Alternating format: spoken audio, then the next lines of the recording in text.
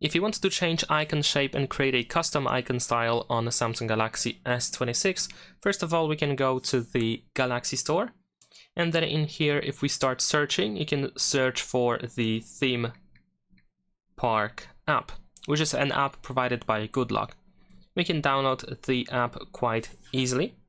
And once it is installed, of course, we want to open it. Now, over here, we should be able to switch to icon at the bottom over here, and we can create a new theme. First, we have the shape, so we should be able to switch between all these available shapes in here, and as you can see, the list is quite huge.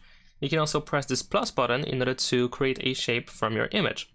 So be sure to check that out if you are interested in that. Let's say I'm gonna use this shape over here. You can also tap on the color in order to apply a color, I guess. So let's say I'm gonna use this dark blue over here, and as you can see, the background for certain of these apps can be changed. We can also tap on the X if we want to make it transparent. After that, we have effects, so we can apply an effect for these apps, for these shapes, of course. So we can even find the glass shape over here, or glass effect. You can also apply the angle, different angle, and so on and so forth. Make some adjustments, so be sure to check that out. And there is also the icon, so we can use an icon pack over here if you have one. We can also use a monochrome, so let's say I'm gonna choose this time this green one. And as you can see, some of the apps that are compatible, most of the third-party apps unfortunately are not working, but those that are compatible are going to change the color. And there we go.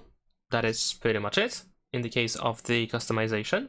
Now over here in the upper right corner, we can of course save our icon pack. I'm just gonna write it so we're gonna save it as icon in my case.